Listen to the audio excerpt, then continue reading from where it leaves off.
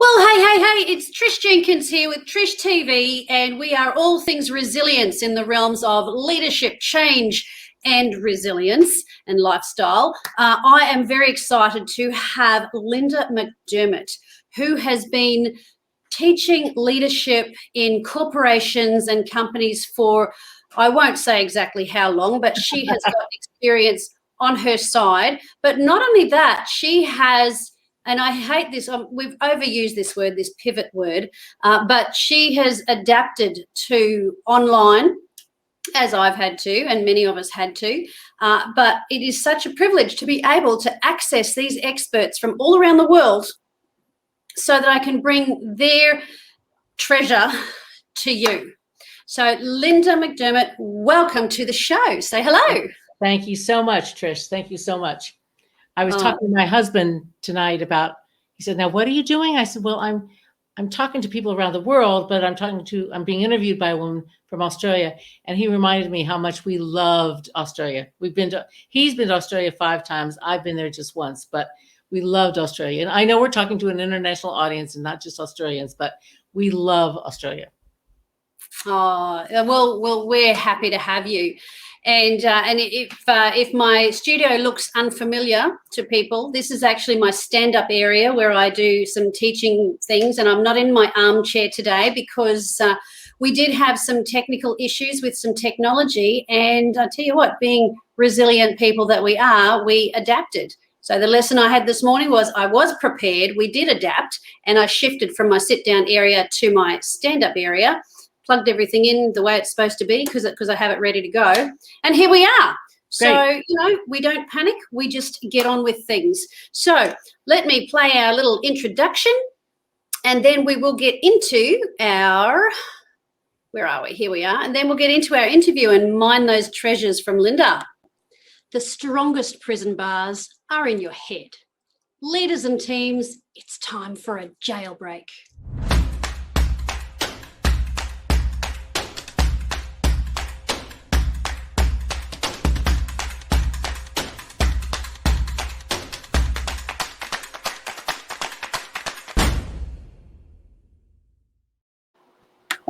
And welcome back. So Lynda, tell us a bit about your background and some things that what we talked about the other day when it was just us, and I said to you, I have to have you on my show. So yeah, tell us a bit about your background and how you got into it. Sure. Well, I was an organizational psychology major and was a line manager right out of college. So that means that I worked for Ohio Bell Telephone Company. So I went right into line management and then got my master's degree in organization development, and then just became enamored with that whole field of organizational psychology. And so I became an internal coach for Ohio Bell. And then eventually I became an external coach with Ernst & Young and KPMG Main Herdman. So I've had both internal and external experience. Highly recommend internal experience before you get external experience, because then you know what your clients are dealing with. And so I've worked in over 35 countries for clients such as so besides Australia, I worked in over 35 countries for companies such as Pfizer and Sanofi and Bristol Myers Squibb, and have just had a wonderful time learning about different cultures. And the one thing I did learn early on, and I want to reinforce that, is that, it much doesn't matter what language people speak or what culture they come out of. People are people.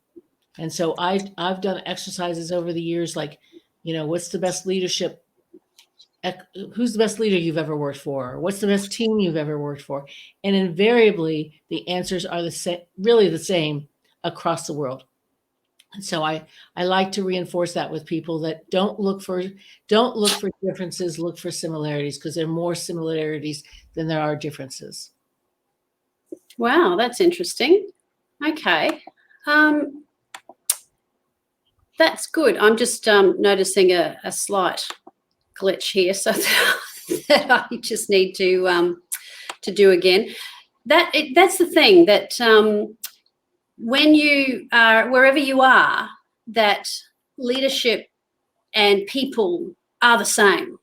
You know, that those universal things, and I've found that as I've traveled too, that the human need, the need to be heard, the need to be understood, and the characteristics of the people who, especially leaders, to be able to hear and understand and put their own needs and ego aside in order to do that, that's a real skill. And it's in every culture where it lacks or it needs developing or it is good. So it's that human nature, isn't it? That someone wants to be in charge, but to be in charge, you can either do everything your own way and have a certain measure of success, or you can listen and serve the people that you're leading and you'll have greater success. Would you say that's sums it up pretty well? I would definitely say it's true. And I think what I've learned over this last year is that, you know, there are a lot of leaders who came up against these crises and wanted to use the same leadership skills that had gotten them successful in the past, which usually was relying on themselves. And what I've ended up coaching a lot of my leaders is that will not work anymore. Number one, you're not smart enough to deal with all these crises and changes that are required. You're just not smart enough. It's too complex. You've got to get your team empowered to help you in these changes. And they need to develop their resiliency muscle. And so that's what I've been working with my clients on, is how to let go and develop their teams to be more resilient. Wow. I really like that. And so tell me, what is the biggest resistance to that? And is it different between men and women, say? I'm not big on gender differences, but I have done a lot of research, and I work with an organization called the Management Research Group. And what we have learned is that men have a higher need for control than women do. And that can work both for and against. Talk to me about that. How it's for and against. Okay, the higher need for control means they want to be the problem. I'm generalizing, and I apologize. Sure, you have permission to generalize. I know it's stereotypical, but men tend to want to be in control.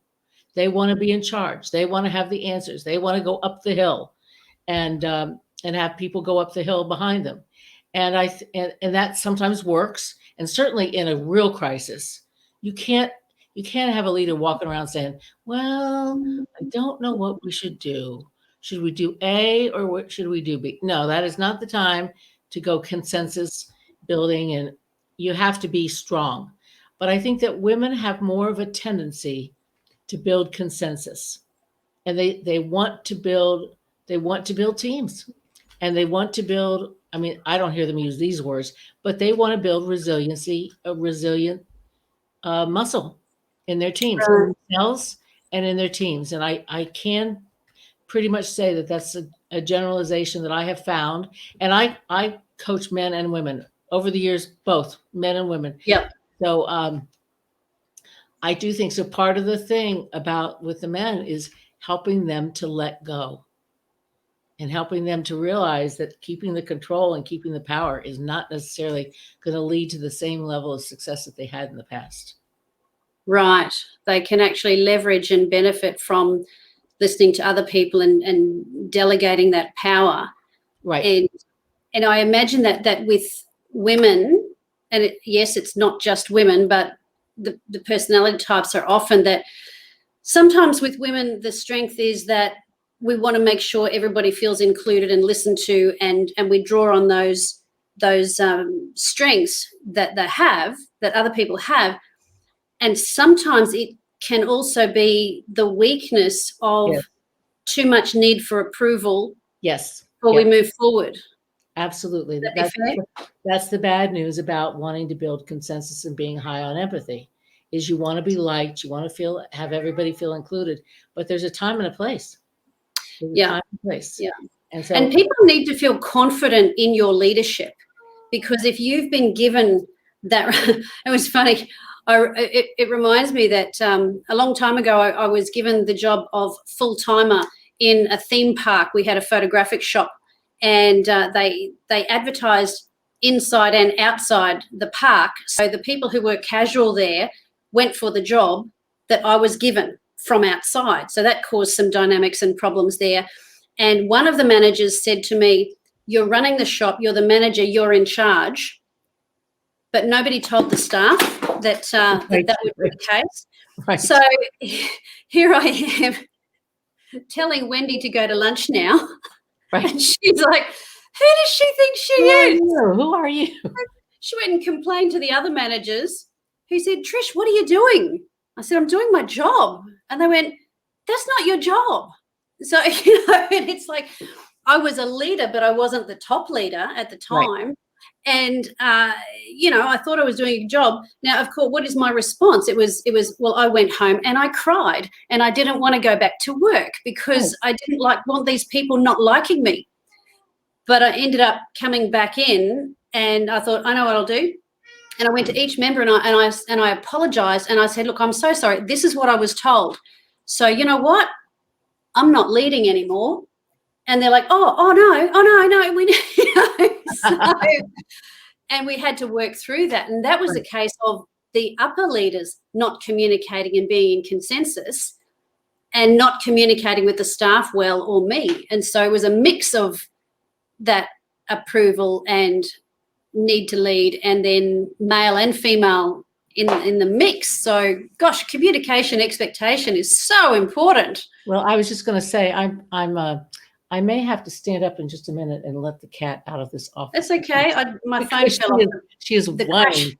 That's okay. She rarely does that. So let me finish my thought, and then I'll go let her out. Okay. This client that I picked up recently, he's only about 35. And he's a software engineer, major important client in New York City. But he's having a rough time with his boss. And part of what he's having a rough time about is the boss is not being clear about his expectations. Wow. Okay. And so JJ shows up thinking that thinks he knows what he wants to do and knows what the boss wants and wants to please the boss, and he's just not getting through. So I've been coaching him a lot on how to have kind of tough conversations with the boss about being clear about what he really expects.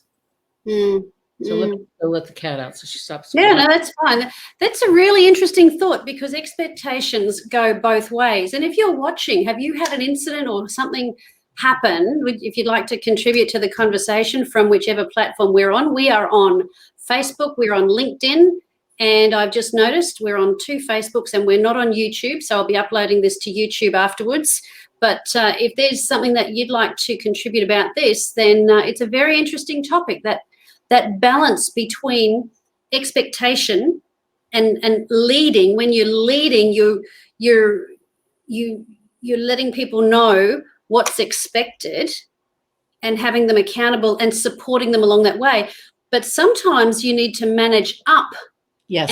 And lead your leader to empower them to lead you, and in a polite way, saying, it would help me. Well, perhaps you can give us some examples of the kind of languaging that you use that isn't whiny or demanding or defensive and aggressive. And of course, you can't anticipate how the other person is going to receive it, because for some leaders, anything is taken as a criticism. But what are some ways you can say, what are some phrases we might use to Sure. talk to someone in power about what we need? Okay, well, the first thing I said to JJ, my client, is I want you to think about your attitude here. You're not a servant to your boss, but you have a boss and you have a responsibility for delivering up to his expectations. But if you're confused about what those are, I like to use that phrase. I like to say, I'm making this up, but we might have gotten off to a little bit of a rough start here, but I like working here for this company. I like working for you. I'm just finding myself confused about what it's going to take for me to be successful. So it would help me if you could coach me on what you think it would take to be successful. So you turn the boss into a coach. Into a coach. Yeah. Because that way, then I think what you do is you don't necessarily eliminate, but I think you significantly reduce the defensiveness, because you're basically asking the boss for advice. That's exactly right. That's sorry, that's exactly right. It's and you won't always get the answer you want. Sometimes you will ask for help and they'll just say, well, you should just know. We hired you for that. So the care with which you phrase things is really important. But having that confidence that you can say, look, that may be so, but I'm here and I would appreciate some help with your coaching, because I don't want to mess it up. So be aware of the fear that may accompany the conversation, and it's normal and it's okay. And then if it turns out to be, because most of the time it would be, oh, right, I didn't realize. Exactly. I'd be happy to help you. Or they might give you some resources, or you could even ask for some sort of extra training or books that you can read, or just to have coffee once a week. And if you have those regular meetings, then you don't need to worry about a year-end review. No. Which is just something.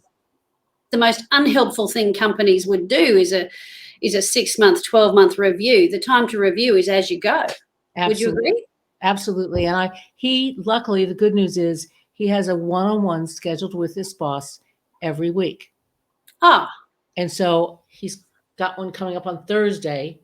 So I said, okay, you have your agenda for this Thursday, in terms of what you want to get feedback from him on. So, well, let's see what happens. But he felt pretty confident. I mean, here he is. I don't know how old he is. 30, 35. It's his first kind of big job. He's had other jobs, but it's his first big job. And he lacks confidence in knowing, how do I handle these kind of situations that feel political and just are different. So I felt really, I was glad I got him as a client from his mother, who'd been a client of mine way back when in New York City, and she referred me to him. And I thought, I wonder how this is going to work, because there's a big age difference, but it's working out just fine. Well, sometimes an age difference is a benefit, because you've had experience that you've been in both positions and you know how it works. And that's what I find too. When I talk to, for example, millennials, they think that what I'm saying is just so new and fresh and revelation. I know. When it's learned through trial and error, and sometimes it's learned through research and learning and reading the leadership books and doing that. But I want to recommend to people that when you're in the work, whichever job you have, and I don't like doing this because it sounds like one's more important than the other, when it's really more like an inverted triangle, whatever. But having a coach or somebody mentor you, even outside, if it's outside the company, you want to make sure that they understand your industry. Right. You don't want them giving you advice that's going to put you at odds with the culture. I mean, if the culture needs to change, then be a change maker in a sensible way. But having that person that you can reach out to and talk to will actually help. It won't just skill you up, but it will reduce your anxiety levels, because you won't feel lost. You won't feel like you're on your own trying to do this. And I didn't have that in my 20s. There was nobody. I just went home to my husband and cried my eyes out.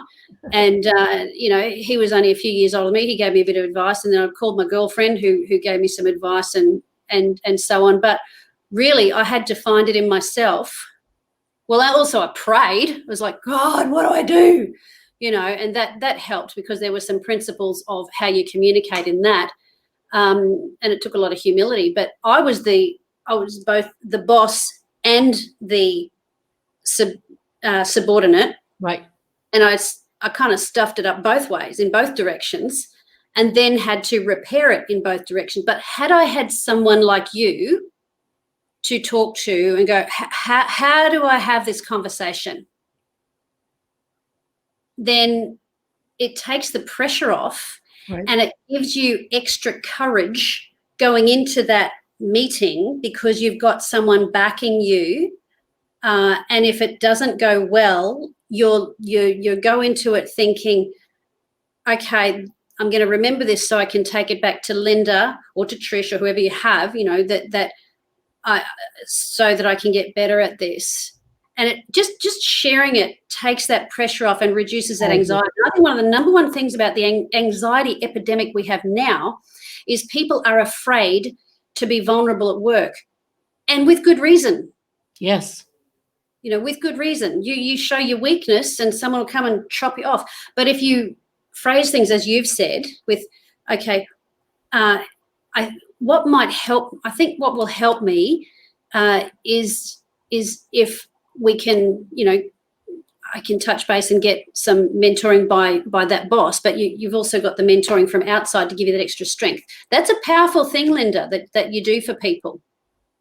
Yeah, and there's a lot of satisfaction. There's a lot of satisfaction in doing that. So I love my work, and I've had to pivot, as we all have, this last year. So most of my work is face to face, and now most of my work is not face to face, but it's via whatever we're on now and Zoom and so forth. And it's actually not been as difficult as what I had imagined. I was like, I was used to face and going to New York and having my clients and I'm like, how is this going to work? Well, it is what it is. So I learned the technology, and I'm still not great at it, but I'm better at Zoom than I was 6 months ago.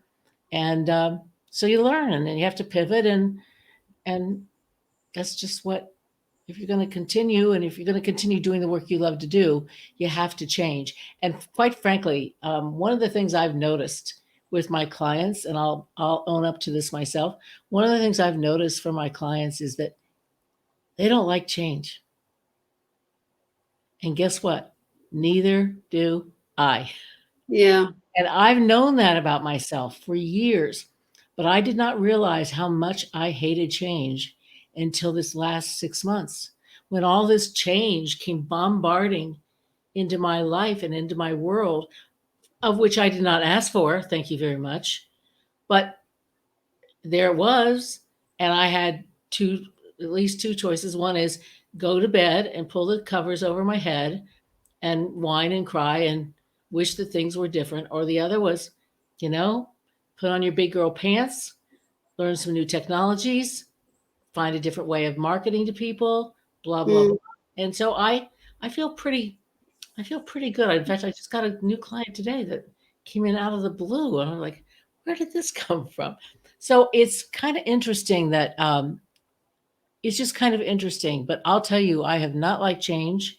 And the irony is because that's what my life work is. My life work is helping people identify what areas of their life they want to get better and set goals and develop action plans and make change. So, that's what I do for a living. And I have had to use it on myself very, very uncomfortably.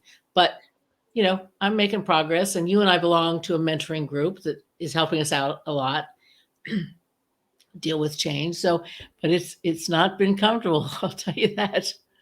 No, it hasn't. But you know what? When you have to do what you teach other people to do, it refreshes you, and it also it reminds you to be compassionate and put yourself in the shoes of the people who are your clients.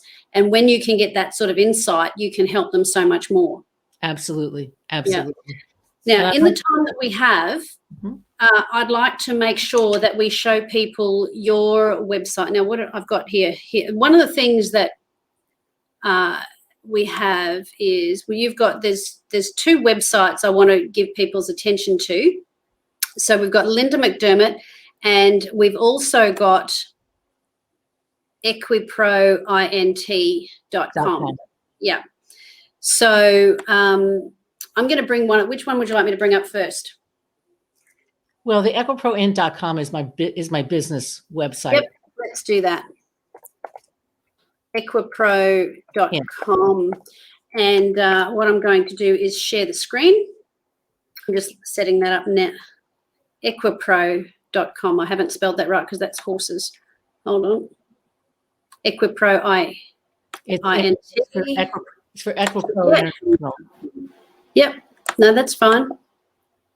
Equipro, INT.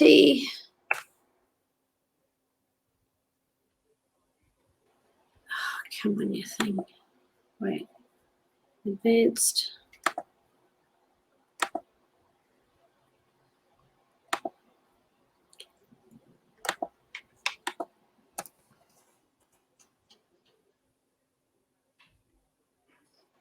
equiproint.com. Mm-hmm. Reload. All right. I'm also going to bring up, while we talk, lyndamcdermott.com.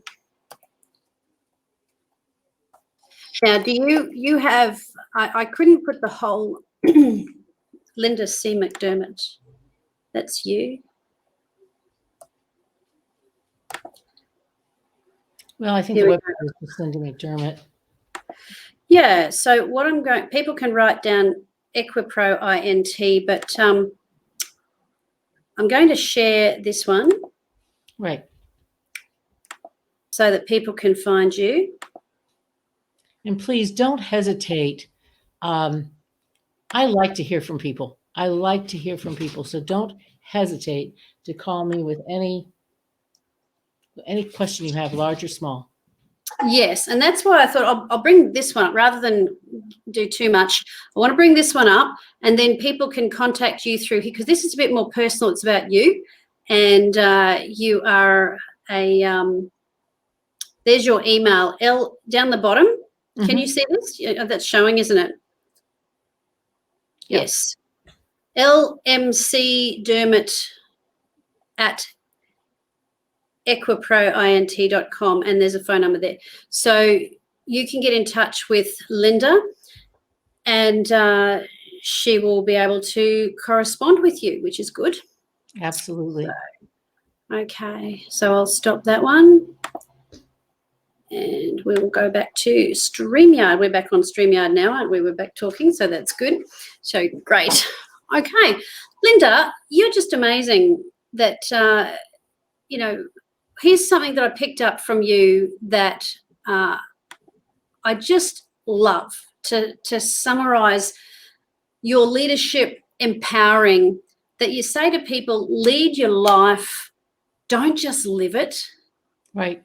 So whether it's in the workplace or whether it's at home, whether it's within your, the personal habits that you want to do, that we are in charge of our life. And, at work, we might have to have a difficult conversation, but we're not victims to it. Right. And having a coach is what can help. So, I would recommend that people get in touch with yourself because you love to do coaching. I don't do very much coaching. I do some, but I don't do a lot because it is time consuming. If people really, really want to work with me, then I can, I'll often find a way, but I only take on a few people at a time. So contact Lynda and just get some perspective on dealing with some of these things with leading yourself, but also responding to leaders and also having those difficult conversations when you are the leader.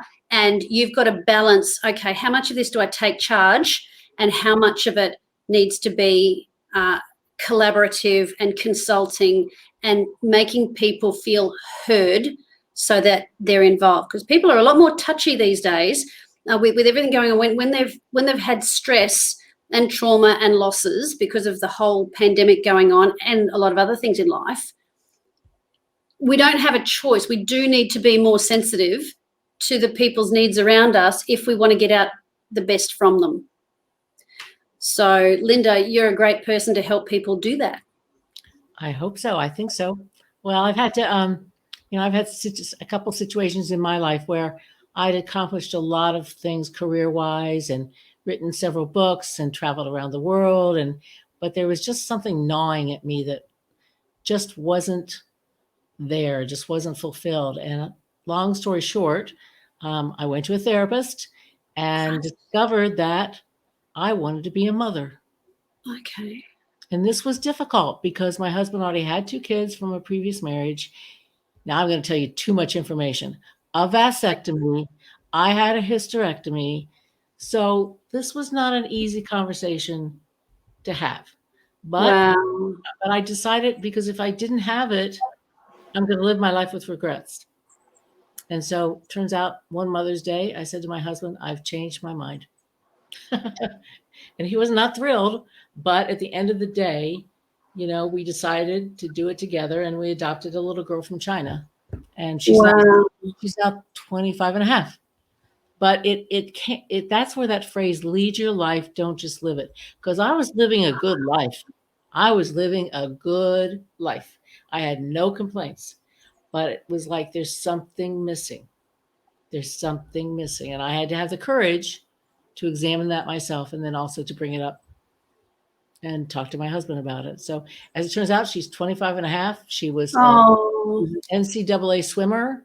So she was a championship swimmer, and now she's off doing the gig economy because she got furloughed by the Hilton. But anyway, she's living at home, and everything's fine.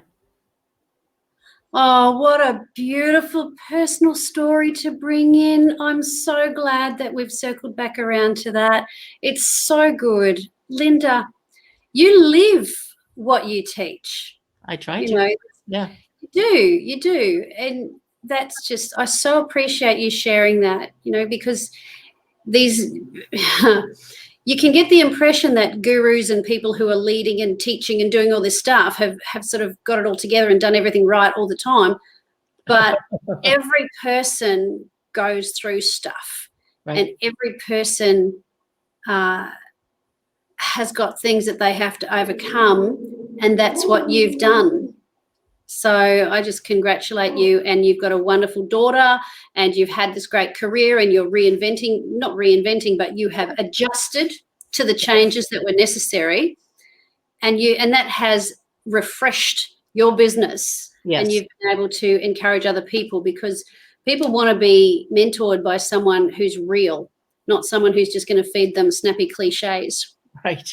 So thank you so much for sharing. It's been just such a wonderful chat. Once I got underway, I really appreciated being here with you. It's been fun. Oh, it's my absolute pleasure. I'm inspired by you. It's all good. Yeah. All right. Well, thank you everybody for joining us.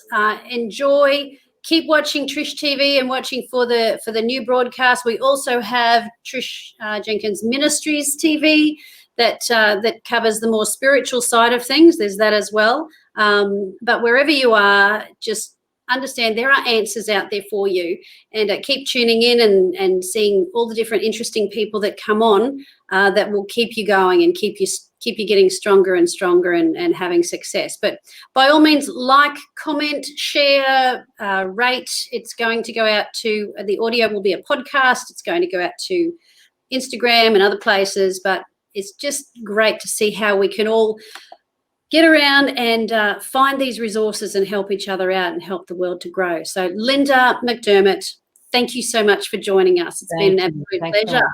Mm-hmm. Bye-bye.